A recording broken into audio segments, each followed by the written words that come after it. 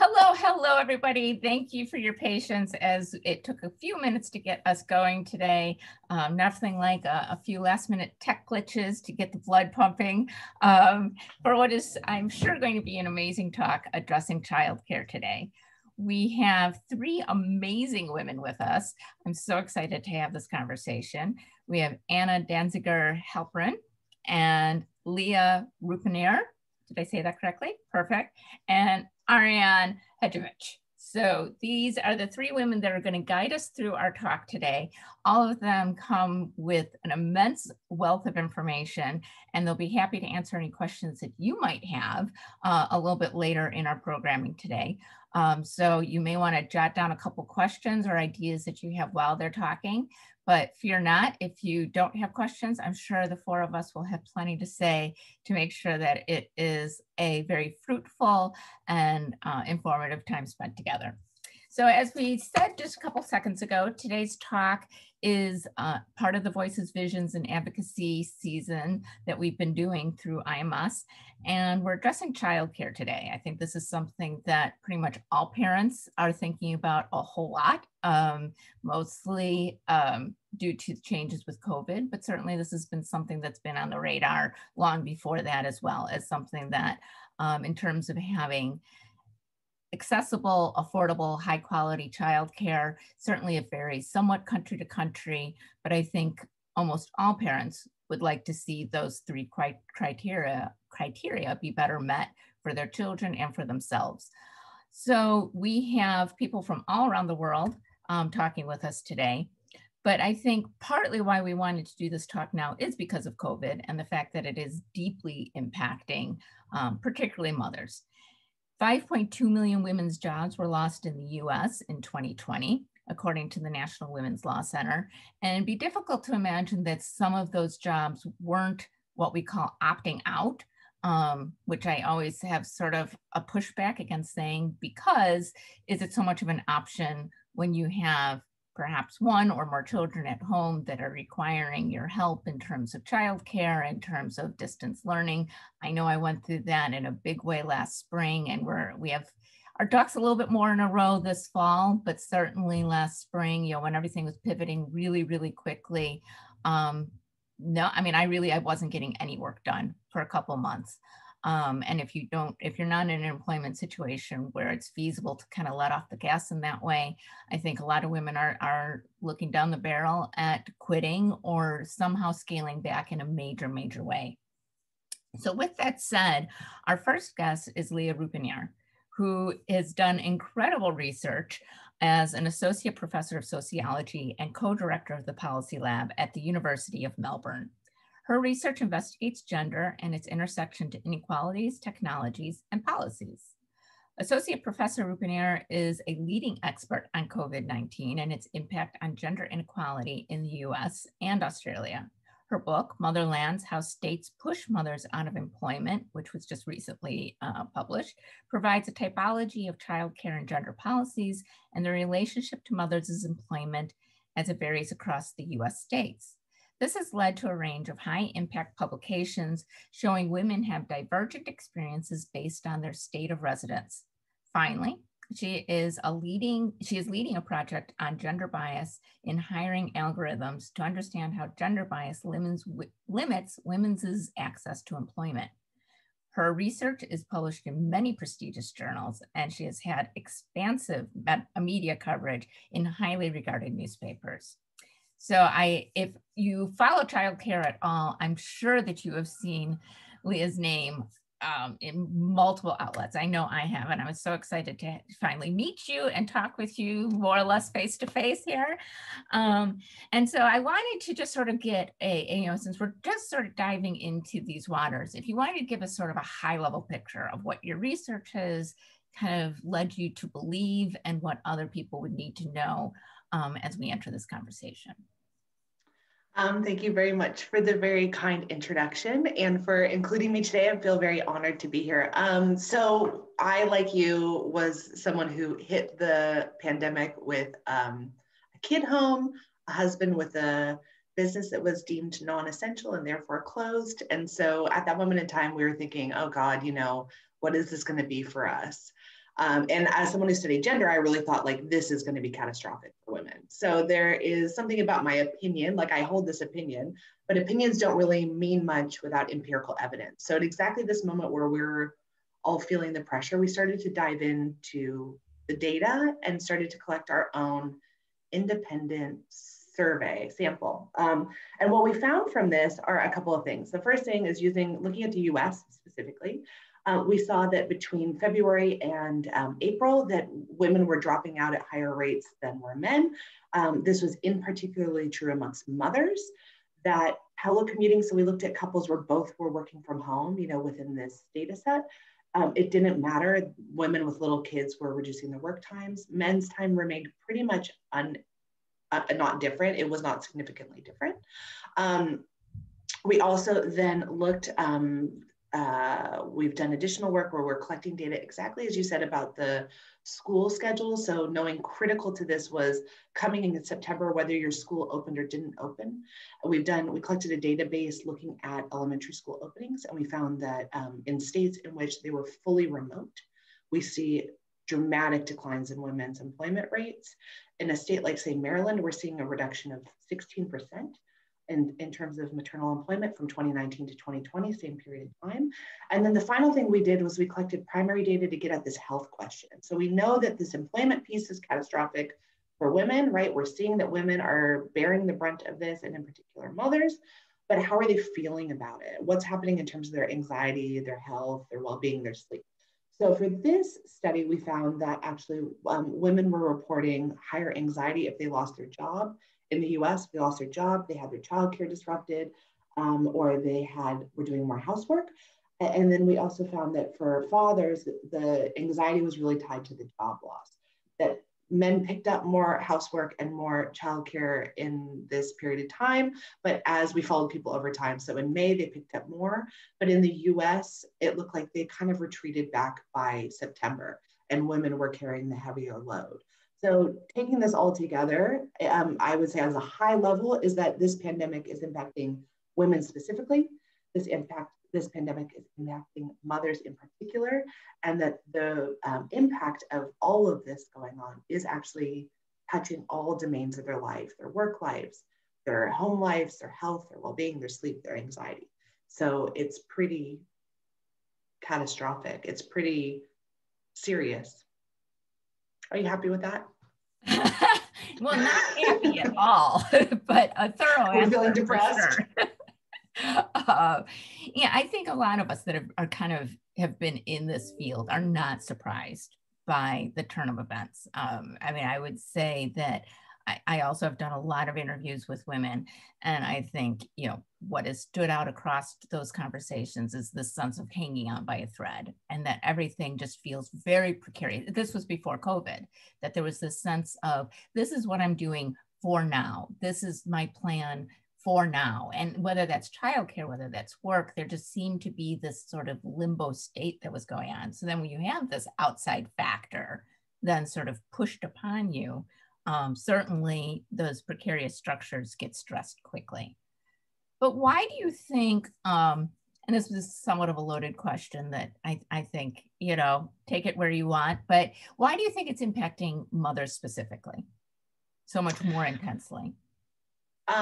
Okay, well, it's interesting because, I'll say two things. I'll give the first thing is that you've basically erased the childcare structure, right? That we know that school closures, and in addition to childcare closures, that it is critical for parents to have childcare in order to work. And when I speak about childcare, I mean, from infancy to age 5, kind of the preschool age care. But also, I think this pandemic has clearly indicated that school is an essential form of infrastructure and childcare for parents to work. Yes, it is about educating children, but so is pre-K childcare as well.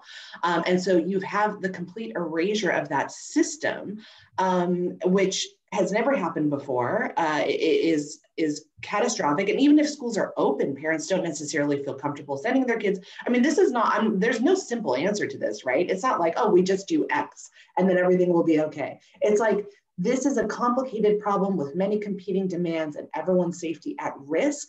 And we cannot just say, okay, just, open the schools or don't open the schools or send your kids or don't send, there's no single answer.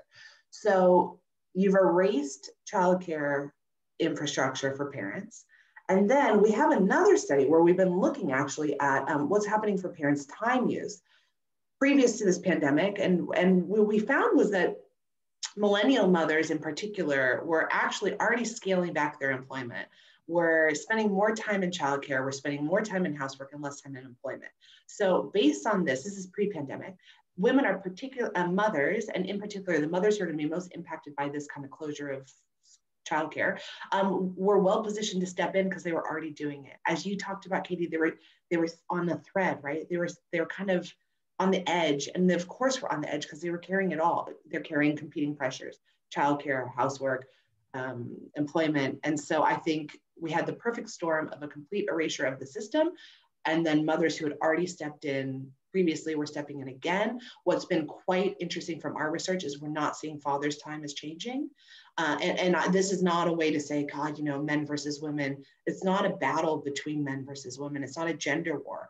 But what it is families are looking at really critical, precarious economic futures. And someone's got to lean into their work, and someone's got to step back and take care of the kids. And how do you negotiate that when you're worried that your job's going to disappear, when you're worried that if you don't show up on every single Zoom, that someone's going to get rid of you? I mean, that's an intense amount of pressure for American families. And so this is not to say, men are the villains in any way, shape, or form, but they're responding to what is unprecedented, incredible pressure with very limited government support, intervention, childcare infrastructure. And even if the schools are open, parents aren't sure that they feel comfortable sending them. I'm going to talk through the whole thing, so I'm going to start being a little bit more quiet. So well, I'm going to have one more question before you mute yourself there. One of the things I recently heard on a podcast by Amy Westervelt, who's an IMS member as well, and she has an amazing podcast called Labor that I highly recommend. And somebody was talking about childcare sort of in that same way, that we don't usually, school, that we don't usually classify it as childcare. And yet, of course, anybody that has school age kids very much knows that it ticks a lot of the same boxes anyway, at least in terms of parents being able to sort of keep engaged with work and do those outside tasks. So do you see with this sort of massive upheaval, are there any silver linings that you see in this, or some place where we can sort of say, okay, well, at least we've got this? No. I'll just be very simple on this now. I will say that the one thing, we're doing interviews too, so we're doing a cross-national study. God, I feel like I'm just being an arrogant human being. We're doing a cross-national study where we're interviewing people, Australia, the US, and Canada, about parents, about their experiences. One of the silver linings that's coming through, there's two silver linings I think that are coming through from what we're hearing in the preliminary data. The first is that I think people do, even though it's incredibly pressure, they're appreciating the turn towards the family to spend time with each other and kind of getting rid of the things that kept us busy that perhaps were not essential. Okay. But that's minor, right? The second thing, it's major, but it doesn't address these bigger critical issues, in my opinion.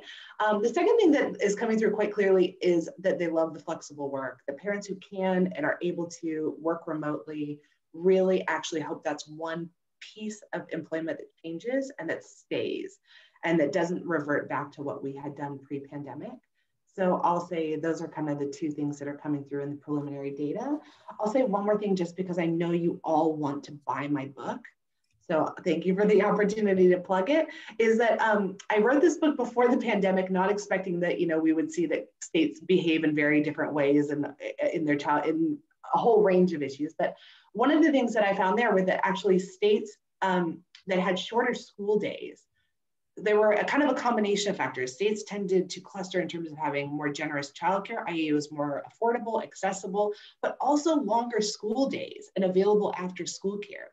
And what I found is in those states where those things were, childcare was available basically for kids, the duration of kids' lives, that mothers were significantly more likely to work. They work full time. We have another study where we showed if you move to those states, that you're more likely to remain employed as a mother. So these things existed prior, and the states that don't actually do well, that had really short school days, tend to be those like California, my home state, that we deem to be quite progressive. So school schedules are critical, often understudied, and are shown, at least from my previous work, to be really an important lever to maternal employment. And we often forget about that. We often overlook that or think it's all okay once they enter kindergarten and everything's fine, but everything's not fine once they enter kindergarten. If they can only go for 2 or 3 hours a day, then that's really hard to negotiate how to work.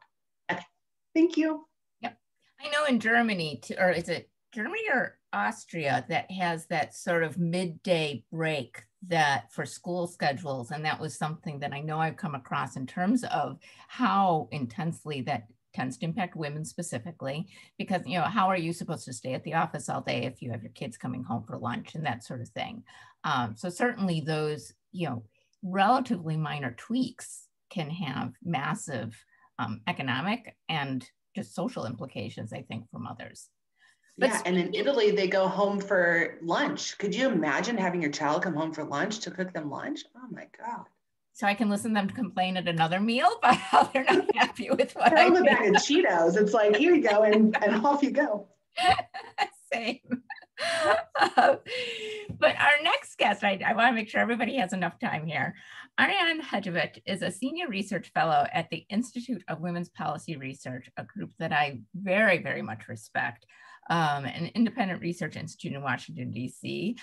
For those of you that are outside of the U.S., there's a lot brewing in D.C. right now. For those of us in the U.S., we're sending strength to you and patience with all of this.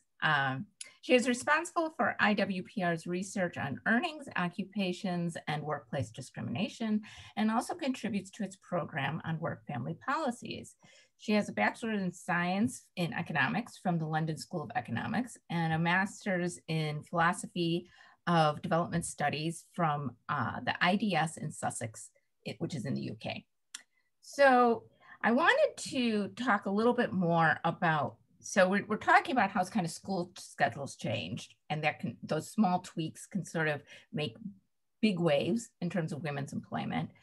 And that we have a lot of parents noting that, the shifts that are going on in terms of more flexible work, online work, is for those, as it was aptly pointed out, for those that are able to engage in that sort of work, are enjoying having that ability to sort of juggle those two kind of elements of their work and home life.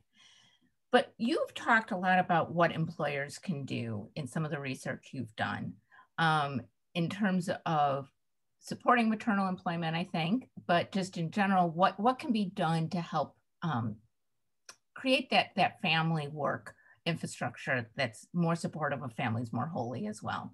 So I think a lot of that has been challenged. I think some of our previous ideologies have certainly been challenged, but norms are out the window at this point. Where do you enter that conversation from, based on where we were, say, 16 months ago to where we are now, and maybe where you see some of these changes perhaps shifting or maybe becoming something that people advocate for more? Thanks. So just to step back kind of a little bit to say, I work on, I look at childcare and quality childcare from the point of view of employment, right? So that's our, my entry point here. I think I am a little more positive than Leah was, but totally theoretically, because I think where we're at the moment is that the COVID pandemic has taken away the carpet, the floor on childcare, right? Schools and childcare, and it shows, as Leah says, schools really matter for childcare.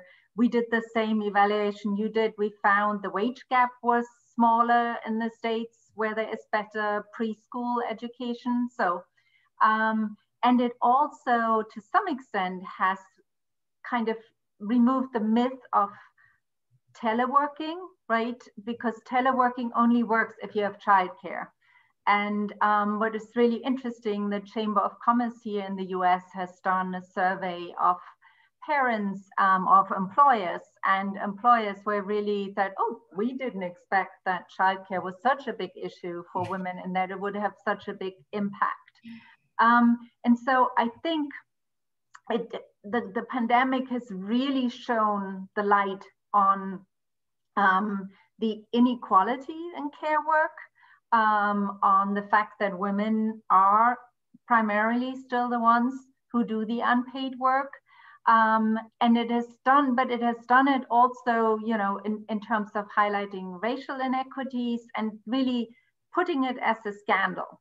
So finally, it's a scandal, and maybe this will lead to something. And Nicole Mason, who's the president and CEO of IWPR, we just released a recovery report where our main kind of ask really is investments in universal quality childcare. Now that's the one side.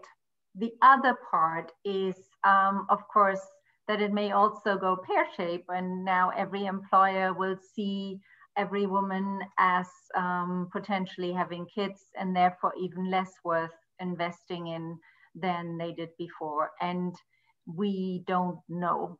I mean, it's a kind of, there's a very interesting discussion internationally on paid leave, you know, having long leaves. Mm-hmm. Does it disadvantage women or does it help them?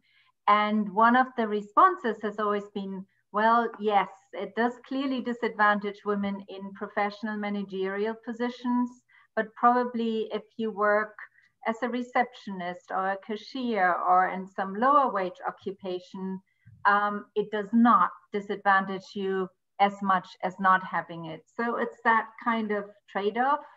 And you know, the Biden administration here in the US has already made some commitments, although they're much lower than what was asked for. But, you know, in the recovery package, there's at least some commitment to investing more in childcare.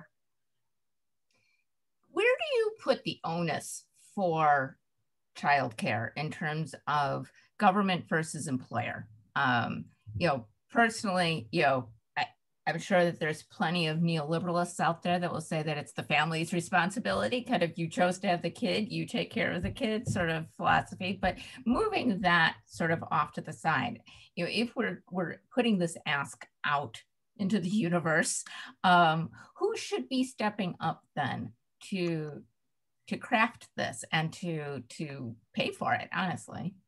So I think the main part has to be the state, has to be us, right? Through taxation. There has to be quality universal childcare and schools. So, but I do think there is a kind of complementary component that employers can play. And in that sense also that unions should include in their bargaining agenda. And you know, there are a couple of really interesting examples from the US who are small, but you know, I think at least they exist. So for example, unions in Oregon have put women activists in unions in Oregon in the construction trades, where often you have to leave the house at 5 in the morning to travel to a work site. And even though there are quite a few childcare centers who open at 6 or 7, kind of opening at 5 is rare. And also, you know, taking your kid then to school and whatever. So what they've done, they got the support from the building trades there and the local council to provide the funding for the intermediate function to link tradespeople who do, and union tradespeople earn well, right? It's like a professional job, to earn them to childcare workers who are union childcare workers and home daycare to provide childcare. And I think that is one example to show, you know, it needs some subsidy, but it facilitates what employers and unions in this case can do together, and it supplements the general system. And there's another example like this, or a different one from New York, where, I don't know, for 15, 20 years now, the SEIU Healthcare Fund has had a jointly employer workers funded childcare fund, which pays for one model childcare center, but people get vouchers. There's summer camps. It's a whole range of things also to follow people through their life cycle, because truth is, if you want to negotiate for something, not everybody has children, right? And so in the latest reiteration, which was negotiated 2013 or so, and they're all still going, they included an elder care benefit.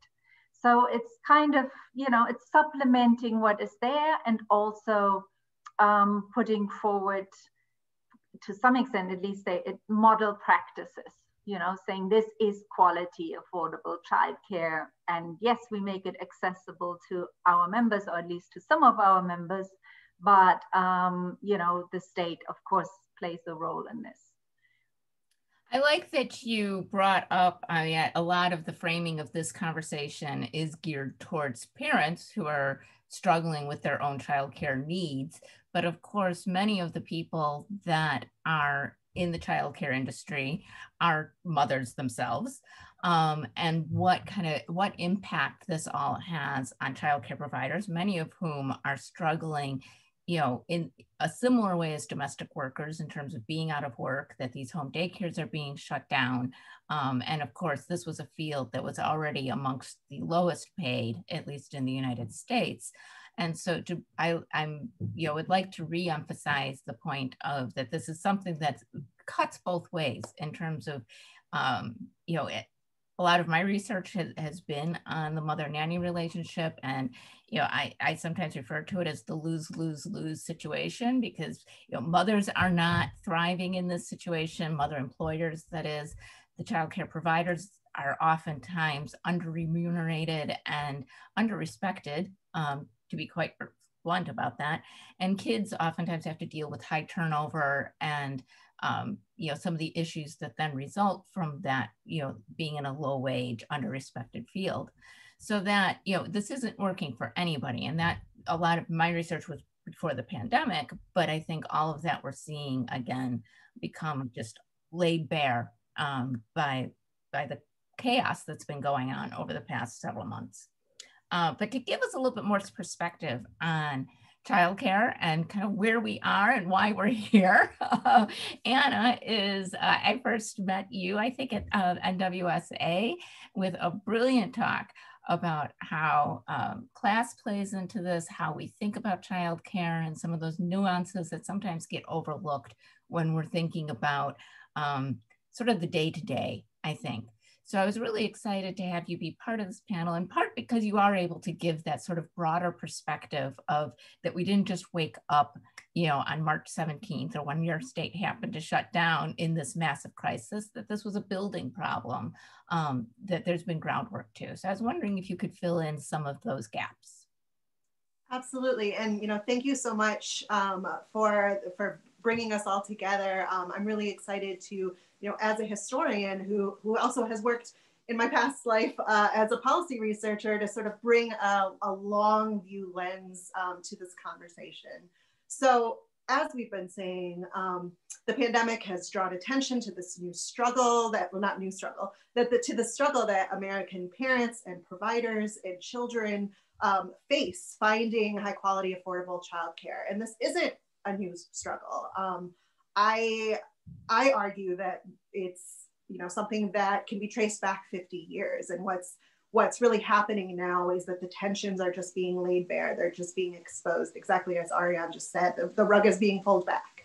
But I think we can really trace a lot of what's happening to in the overall system that we have that's extremely unequal, to this moment in the early 1970s when things could have been extremely different. So there's this moment in the early 70s when federally funded universal childcare was actually possible. And it's hard in our present moment to even imagine that such a thing could be, you know, thinkable in the moment, but it's true. The Comprehensive Child Development Act, known as the CDA, would have, it was from 1971, it would have established a national public child care program here in the US, available to all families on a sliding scale basis.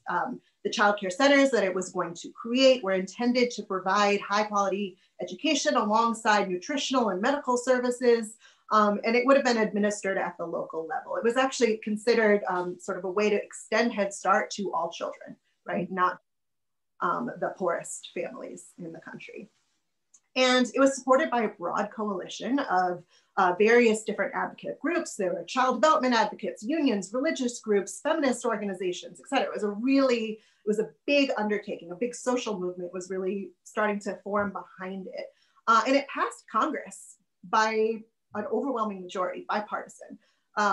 It really wasn't seen as controversial. In his memoirs, one of the co-sponsors, Senator Walter Mondale, later recalls that he saw it as a sure thing, right? This is about children. Of course it's going to happen. It wasn't seen as controversial. But President Richard Nixon vetoed it in what was seen as a surprising move. It took his own officials within his administration, within the Department of Health, Education, and Welfare by surprise. And in the aftermath of the veto, it created this bifurcated approach to childcare, what I call the two-tiered system, that considers the needs of some families and not others. So why did he veto it? Part of it, there's a lot of different reasons, but one of the most pressing was that he was about to be challenged in the primary, the 1972 election primary, by the conservative wing of his party that was unhappy that he had gone to China. They didn't like some of his domestic policies. And they really saw that, so this veto was seen, his people within his administration, Pat Buchanan was one of his speechwriters who wrote the veto message and was communicating with these dissident conservatives. And he wrote this veto to appeal to this right wing, who saw the CDA's language promising access for all children as, they sort of balked at this as an overstepping of the role that government should be playing, precisely because it was going to be affecting potentially white middle-class families, right? These are mothers that they wanted to stay home. They didn't mind with policies that would have like custodial daycare that wasn't tied to child development in any way for mothers on welfare, right? They wanted to make those women enter the labor force. They wanted to force those women, some of whom didn't want to go into the labor force.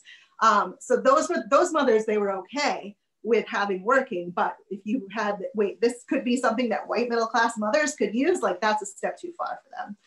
So he passes this veto. The veto message had this really vehement language. It's comparing it to Sovietizing the American family.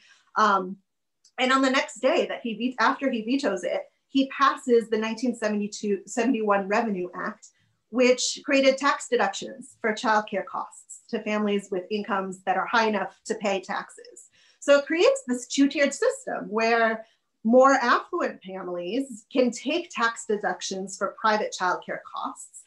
They don't see this as a government benefit, right? They think that this is something that they've earned. And so it's very popular to have tax credits, but they're not thought of in the same way as direct services. And so then on the other side of this two-tiered model, you have, there's some public programs that the poor have access to, but they're limited, they're underfunded, they're really inadequate supports for care, and they're stigmatized as well. So on one hand, you have popular but sort of hidden, what some theorists might call like submerged, because you don't normally think of it as being a government policy, and then you have these stigmatized programs. So I won't spend time tracing what happened after this, except because I know I'm already talking too long, but except to say that policy developments in those 5 decades since 1971 have really followed this two-tier model. Childcare is this complex, multifaceted issue, as we've been saying. It crosses social policy domains. It's a labor program. It's a health program for children. It's a welfare program. It's an education program. And it's part of efforts to bolster women's empowerment in their employment. But in our system, programs that do provide these direct services, and this is, fragmented programs that are like Head Start, pre-K, subsidies or vouchers for low-income working parents to use on the private market. These are all so fragmented that the way that they're framed either serves one purpose while undercutting the other. So for example, policies that are aimed as being work supports for low-income women don't address children's developmental needs and vice versa. So I just realized that in my excitement to speak with you, I forgot to introduce you formally. I just like, oh, we know each other, but I forgot that other people don't. So I'm going to step back for just 1 second here. Anna Danziger Halperin is the Andrew W. Mellon Postdoctoral Fellow in Women's History and Public History at the New York Historical Society. She is writing a book on the history of childcare, motherhood, and race since the 1960s, based on her Columbia University dissertation. Her writing has been published in Signs, 20th Century British History, and the Washington Post, amongst other outlets. So I just wanted to make sure that everybody else is on even footing here. But so you were talking a little bit about kind of that there was this massive push. And I think some of the moms that I've talked to, at least, that are kind of our peer group, are really surprised by that, because we think of this as such a foreign concept. Do you think it's possible to get back to that, where we're in sort of this, on the same page? I know, I think we've done a lot of the same research that sometimes even those within the childcare, kind of field and advocacy areas are fighting, and there's infighting about what should be the ultimate outcome. And some of that has sort of curtailed forward movement. But do you think that we can get to a point of agreement? And do you think COVID might have a role in that? I certainly hope so. I mean, I think that if we think about care work broadly, right, it needs to, there is this sort of tension that there's this race to the bottom where providers, both informal and formal providers, are competing against each other. Parents have competing needs. Children themselves have different kinds of needs than what their caregivers or their parents might need. But I think that we are in this moment, I hope, and I'm an optimist, by just my personality. I do think that we are in this moment where we might be able to bridge those divides. And we had this coalition growing in the early 1970s with all these different groups coming together on the CDA. I feel like we might be in a similar moment where different kinds of groups are coming together. The domestic workers movement, I think especially, is really inspiring and doing great work and getting a lot of attention. I think we need to think about caregiving across industries though too, because childcare falls under the domestic workers, sort of purview, but then there's also, what about solidarity building between those nannies and those family, home care providers that are working in that informal domestic environment, and then childcare workers working in more formal center settings. If we build solidarity across that, or even within the school system, building solidarity across, thinking of those nannies and kindergarten teachers and, going up, I think that we're in this moment where we could think about care work more broadly. It is an issue of, domestic workers justice. It's a labor justice issue. It's an economic justice issue. It's a racial justice issue, because as we were saying, most care workers broadly construed are primarily, women of color. So it's an economic justice issue and a racial justice issue. It's also an issue of reproductive justice, right? Being able to control the conditions that we are raising our children in. So I think we do have this moment where maybe we could work together across different kinds of industries and try to, work as a coalition to further childcare. So I wanted to, now that we've all had kind of a few moments to give broad strokes on our work, I still have plenty more questions because all of you have raised such meaty, wonderful ideas to talk about. But I did want to remind those that are in the audience that if you would like to participate, there's a Q&A button that you can use, or there's the chat box that you can use. If you're on a regular laptop, that should show up automatically. If you're on an iPhone or other smartphone, sometimes you have to hit that more button first, and then that will call up those options so that you can participate. Because we are in a webinar functioning, your camera will not click on or anything like that. You won't be able to participate in that way. So the chat box or the Q&A box are your best options. But I wanted to backtrack a little bit, and now this is for everybody. Anybody who wants to chime in, have at it. I loved where Anna left us off in terms of talking about how this crosses so many areas of justice reform work. And I know one person who's in our audience was talking about her being a single mom and, you know, sort of the impact that all of this has had on her life. Where do you see some of the sort of, if we tease out this data, wherever you may be coming from, where do you see, say, class, race, sexual preference, and the way that those relationships might be working within our sort of heteronormative culture? Where do you see some of those differences, either perhaps bolstering the data that you're collecting or maybe veering off in different ways that might be important to highlight?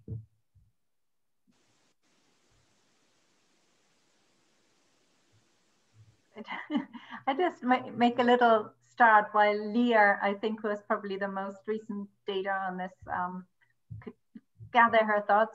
If you look who has exited the workforce during COVID or who's no longer, you know, what this means, you're unemployed and you're given up hope for a job. The largest number, and I don't know it by mothers, but the largest number are Black women, actually, who often before, if you looked at the data between mothers married or unmarried mothers, so married mothers were more likely to drop out, and we know culturally there's particular pressure on Hispanic women, but also, of course, you know, if you're a single mother, how do you drop out, right? Particularly at the moment when the unemployment and benefits offices, everything is so completely overloaded that you have no guarantee that you ever get a job back or that you have benefits. So the pressure, so what's happened to jobs at the moment is really linked to occupational segregation. Who is unlucky enough to work a lot in close contact service sector jobs that you can't do from home, which also tend to be low wage, so you don't have savings, whatever. On parenthood, whether you can say, okay, this is driving me crazy, you know, I mean, my kids are, so I have to step back. You need income from somewhere. And that kind, you know, that's very clearly class related. So that's fine.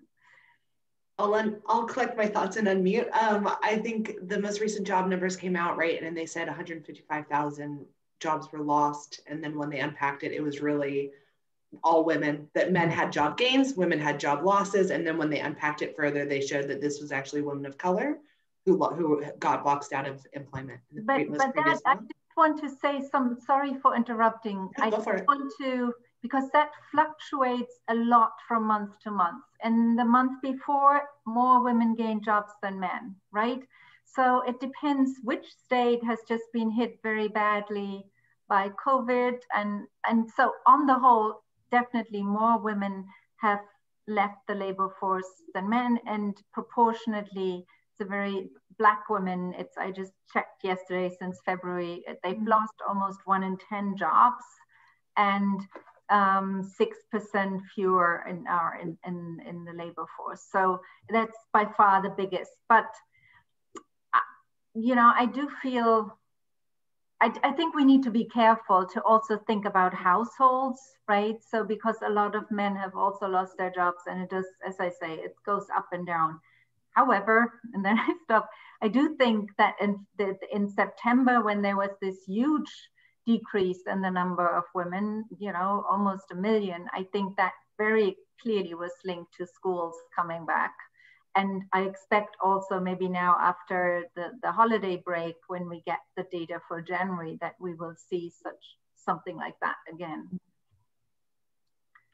So I think thank you for the nuance, Ariane, because that's actually really important to keep in mind as we're talking about it. I think and I think Anna touched on this a little bit too, is that like the COVID pandemic has shown the intersections. It's not just women, it's women of color. It's not just women of color. It's also those who are in these types of jobs, service jobs that, you know, you cannot not work, or well, what's the jobs that excel? Who gets to go home and work from their offices, and who has to be out servicing those who are home working in their offices. We wrote kind of an op-ed that we tried to get published, but then I just self-published because no, you just put it up. Where one of the arguments was like, this is the moment in time in which we should bring back the GI Bill, because that was something that was really critical, that supported raising a lot of families, white families, into the middle class. Blacks were often not able to access the GI Bill because of various, well, racism.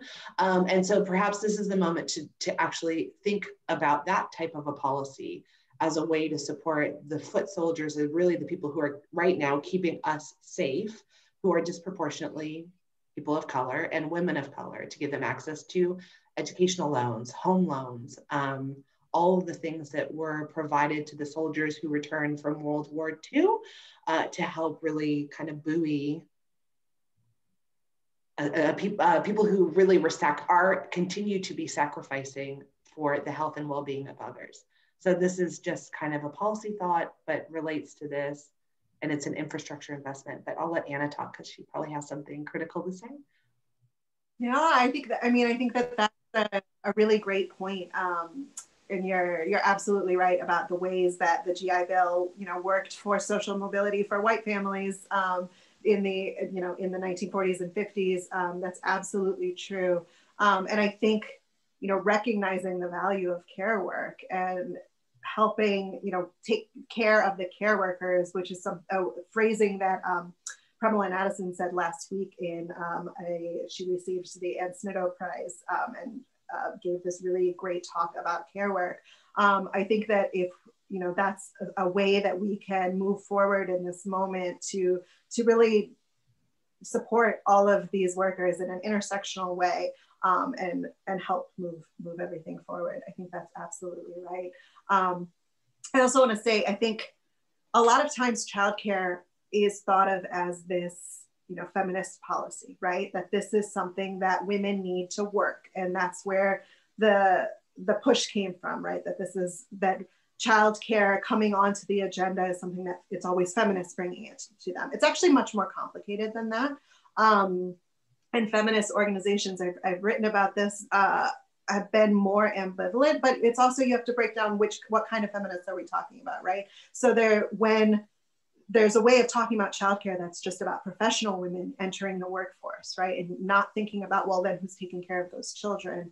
And thinking about that workforce as well. And the way that, especially in the 1980s, that as professional women are entering the workforce, that care work that's being done by primarily women of color was also being devalued, right? Because these professional women didn't want to do that kind of work. And they didn't want to, have care work cost so much that their salaries were not going to, it's not worth it to work, right? If your salary is more than those caregivers. But I think we really do need to think about this intersectionally and think about, supporting those care workers in this way. So I like that idea of the new version of the GI Bill for essential workers, including caregivers.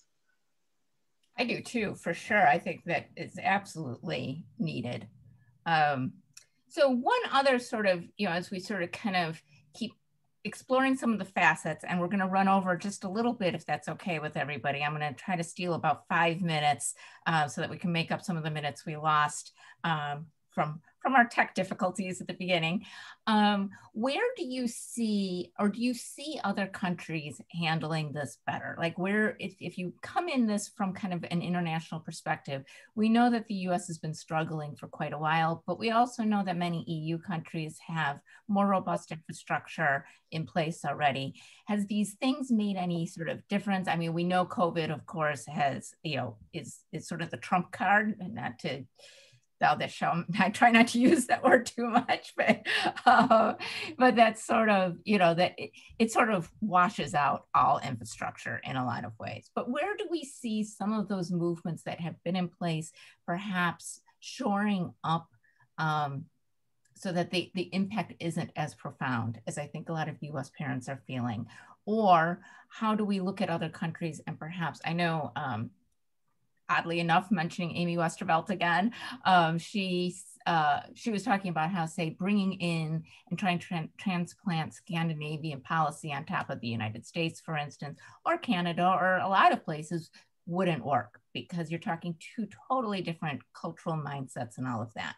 So where do you recommend we look, and where do you see some of the successes? Well, I can jump in on a historical perspective. I can't speak as much to what's going on now post-COVID, but historically, I've looked at the comparison between the US and Britain, and I found it really fascinating because Britain, like the US, is this country with this ideology and social policy that's historically privileged the role of the private market. And it seemed like for a long time there were policy developments in both countries that were running kind of parallel until the 1990s, when, as part of New Labour's war on child poverty in Britain, there was a new part-time entitlement for all 3- and 3-year-old children. And so my dissertation looked at this research to say, well, what happens when, it looked like they had like the Thatcher and Reagan years, you see all these parallels.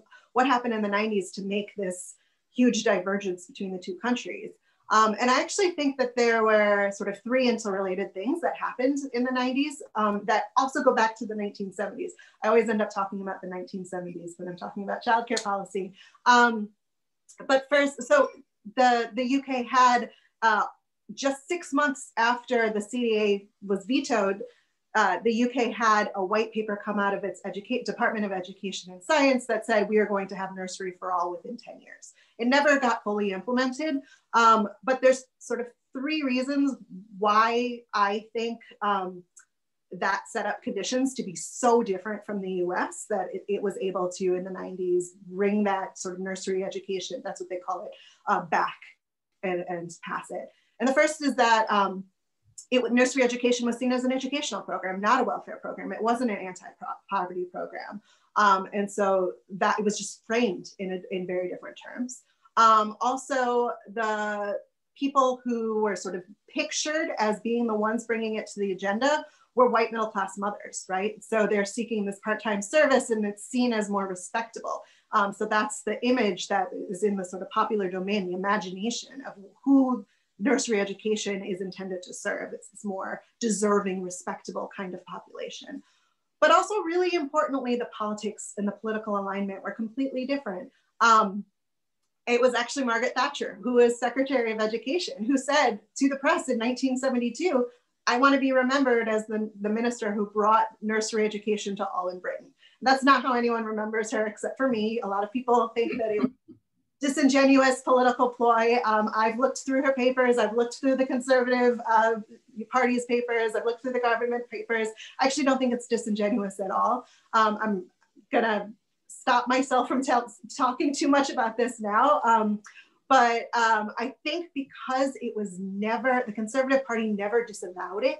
And Thatcher herself was asked in the 80s on television, like, were you wrong back then? Because this is so different than your policies now. And she didn't. And she still thought it was a good idea in the early 80s. So I think that the politics were just so different. There was never this right-wing sort of bashing of it, this vehement reaction against it, that it allowed them, they just didn't have the same kind of opposition when the Labour Party, which actually had cut nursery funding in the 70s, brought it back in the 90s. Can I add one thing? I know now we haven't totally answered your question, Katie, so apologies. I'm going to derail us a little bit further. But one of the things that I found in my book that was quite interesting was Nebraska was one of these standout states in terms of providing childcare resources to parents. And I actually got on the phone and started calling people in Nebraska, right, like Department of Education, Head Start, and said, like, what are you doing? One of the things that came through that actually is exactly what Anna is saying is that it never became a partisan issue. It was something that was bipartisan, that was viewed as not about mothers working, but about bridging childcare gaps, educational gaps for kids, and making sure the rural kids had just as much access as the urban kid, the kids living in cities. And so I think what you said, Anna, totally aligns with what I was finding in my book, that actually approaching it bipartisanly, taking the mothers out of the focus, but the kids as center are 2 kind of critical moments. I will just say in terms of COVID, that Anna Lee is also a fellow Australian in this. So I saw her comments coming through, but Australia, I think what has been interesting here is that there was not this fracture between states and federal governments. I mean, yes, a little bit, but the politicalization of COVID did not come as a state versus federal or state versus state war. And what that meant was there was a unified response. they led with the science, right? They actually had the epidemiologist saying, this is what you need to do here at this moment in time, against incredible pressure from business to reopen the economy as we were having spread. And they threw money at everybody. I mean, really, they threw money at everybody, made childcare free for a period of time, because all of a sudden they realized, actually, if we want our nurses to be available to actually nurse, they need to have childcare. We can't close the childcare centers, and we can't not have kids at school. And so they made that free for a critical period of time. We collected data at that point in time and asked people who had childcare demands increase, whether they were more supportive, and we found they were, of universal free childcare in the US and Australia. But yeah, I think the US has been actually a case study of everything you shouldn't do. And looking around the world, there are other moments about, keeping childcare open, following with the science, having a unified state and federal response, making sure that you're letting the science lead rather than the other interests, actually. I mean, the epidemiologists lead. That's some of the things I've been seeing, but Ariane might have different insights. I was just thinking about pre-COVID. So I think with COVID, what's interesting in the US is that states are so different, right? And, here in DC, everything is closed and complicated and whatever, but some other states, and I think going forward, there will be lots of opportunity to dig in deeper to see what the effects were. But thinking about some, examples where things change, because, I'm German, and Germany had about the worst system in terms of women in work, because schools officially still close at lunchtime, right? So that was a big progress, because until a few years ago they may have closed at 11 or at 12, right? So it was a real kind of motherhood sacred type of a model, and people have to stay at home.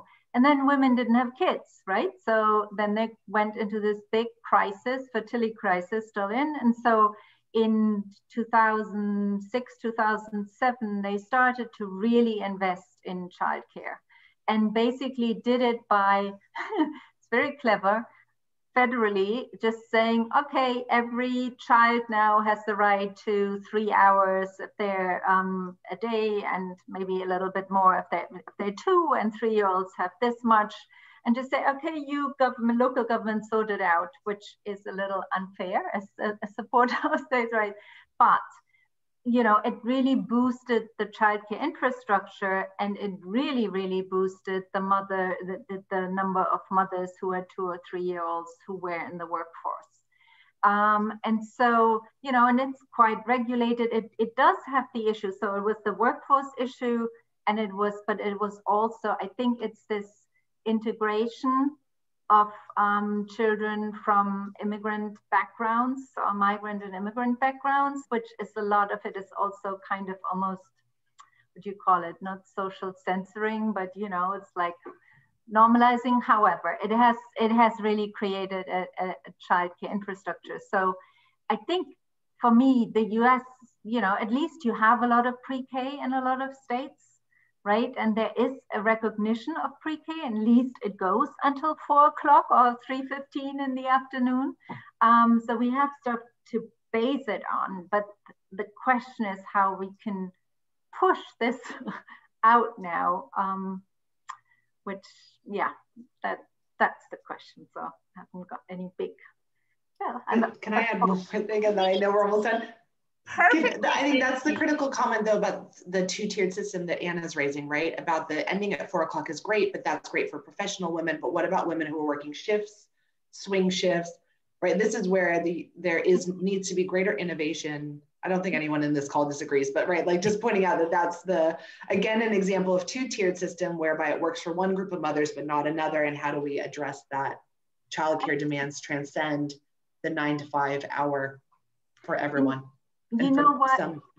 That's again, I guess when I've been in the US for 20 years now, and before I was in the UK, and I was really taken aback. I don't know, Anna, whether you found that division between real women are not professional women, right? And there's this difference between real women who have low wage jobs and professional women here. And you think, Well, it was really, it holds back progress, but I think you're absolutely right. And I think this kind of short-term day is really difficult for women. Professional women who typically work long days, and a lot of other women who also work long days or have shifting around childcare. So I do think we need to do something, you know, to address that. I was coming from a point of view where school ends at lunchtime. So, you know, just thinking small graces. But I think that issue, that this mismatch, even though through COVID, nobody, or a lot of people just didn't have any childcare, I think the essential nature of childcare has really come up to the fore with COVID. And, you know, hopefully we can push it somewhere where it leads to better provision. So that leads us, oh, sorry, go ahead. I was just going to jump in. So before I became a historian, I was working as a policy researcher, and I was doing research a lot on the subsidy system, right? The vouchers that low-income working families get. It's administered at the state level, so every state's policies are slightly different, right? But one thing that is just one of the impressions that I got from doing ethnographic interviews with parents about how they make these decisions about what kind of childcare they use with these subsidies is the way that the subsidies are tied to working hours for mothers, especially, is just, it doesn't work, right? If you are working a shift schedule, right, and your schedule changes, you can't have a stable childcare environment for your child. And you know, what kind of providers are willing to take these vouchers, which you don't get paid up front, you get reimbursed months later by the state, but not if the mother's schedule changes, right? You might be providing care that then you don't get paid for, right? So there's this sort of obsession that it has to be for the exact hours that women are working, just doesn't work at all for parents or for providers. And then children are the ones who are also suffering from this. So I think that it's just another way that we need to be thinking broadly, and we need to be thinking about, you know, all children have the same kinds of needs for high quality care, regardless of what kind of work their parents do, and be really thinking about this in a much broader way of thinking about this as a broad public responsibility that we all should be bearing together. And I think with that, you know, one of the things that I think in terms of the way that we structure the vouchers or these different systems is always on the basis of outsourced care, at least in the United States, where, you know, it goes back to that idea that, you know, the government, say in some of these cases, will pay for somebody else to care for your children as long as, you know, you as the mother somehow engaged in waged work as well. You know, that was part of that Bill Clinton Personal Responsibility Act and all of that. But, you know, rather than just having the woman earn the money by caring for her own children, which may oftentimes be preferable for all involved. I mean, so the ways that we structure this and sort of the baggage, I think, that we bring with it culturally about what work is, about kind of capitalism and what motherhood is, all of those things sort of tie in really challenging ways here. So we always try to end with our speed round though, and this is going to be it. So you get 2 minutes or less, and it has to be like super fast. What, and I don't want to put anything else on mom's laps right now, that's for sure. But thinking, you know, to rosier times, what can we do? What's an action step people can do? Can I go first? Because I might have to Yep. go. Yep. I might have to go. An action step. Okay, so for individuals, oh God, it's hard. Because under COVID, the things that I think are a bit. You can think post-COVID. Okay, individually, I think women need to forgive them, like not carry all the baggage, acknowledge the things that are baggage and remove the things that are unhelpful in their work lives, the guilt, the feeling of not being good mothers, the desire to have a clean house to indicate that you're a good woman, all the things that make life more stressful around the domestic domain. Forgive yourself and let them go. Have a messy house. It's okay if your kids one day a week eats Cheetos for lunch because you have too much going on. Forgive, forgive, forgive. I think workplaces need to increasingly acknowledge that parents have complex lives. I use parents, not mothers, because this is an issue that is Men want to step into the care in more meaningful ways. So allowing men to, acknowledging that men are caregivers, acknowledging that men want to do more care, acknowledging that men want to be equal partners and parents is critical. So workplaces should respond to that, because they will then maintain their highest quality workers, have greater investment, et cetera, et cetera. At the federal level, the government level, acknowledging that care is critical for the economy. We talked today about childcare, but childcare is only one piece of it. We didn't get into the aged care question, which, when Anna was talking about alliances, seems like a clear natural alliance, both in the intersection of gender, race, and care, that this is actually underpins the economy. And this COVID moment should be the moment where you acknowledge that without that, in the absence of, in the erasure of, you see the economy crumbles in ways that are really detrimental in the long term. So acknowledging that investments in infrastructure and care are critical for long-term economic growth, health, and safety of the families. And so this is— So you're ready for your next book. That's what you're saying here. All right, did anyone write that down? Because that's it. That is the book. Okay, but I have to say goodbye. Okay. Well, thank you so much for including me. Thank you. Thank you. Bye. Okay. Either one of you? What to add to that? I know that was very comprehensive. If you want to pass at this point, I think that was fair. We do oftentimes resort to the fail-safe of vote, and you're welcome to use that one too. You know, vote is, fortunately, we don't need to for a little bit, and I can't anyway here.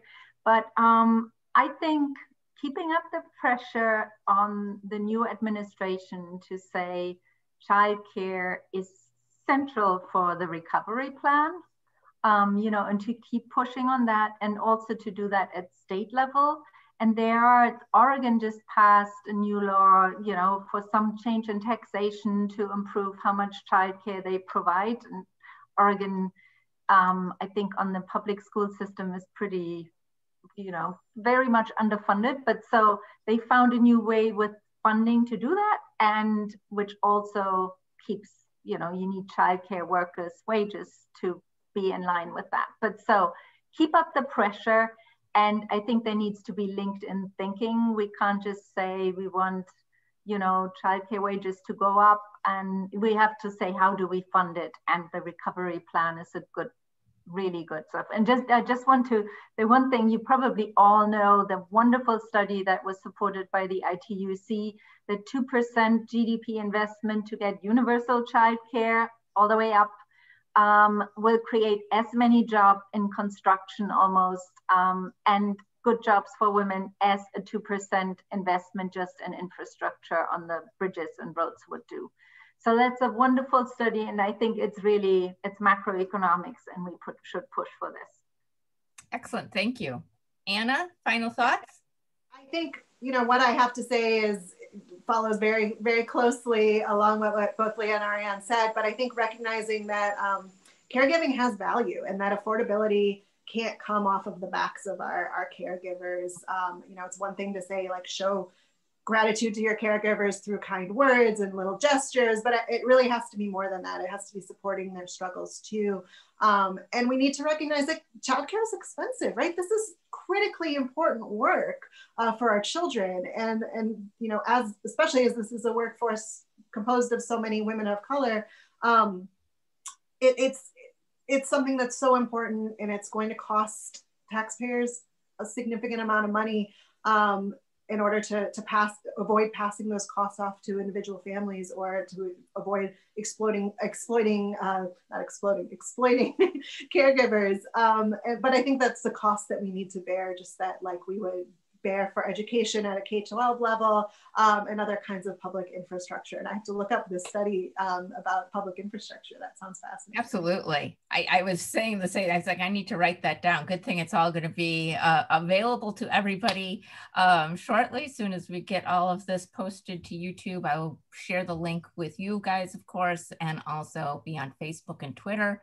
For those of you that stayed late with us, thank you so much. And for everybody's patience with the difficulties at the start of this, I so appreciate your time, your insight, your passion about a topic that I think impacts so many people, and I hope is moving in a positive direction. Thank you so much. Thank you for having organized this. This was wonderful. Thank you. Thank you. Good night.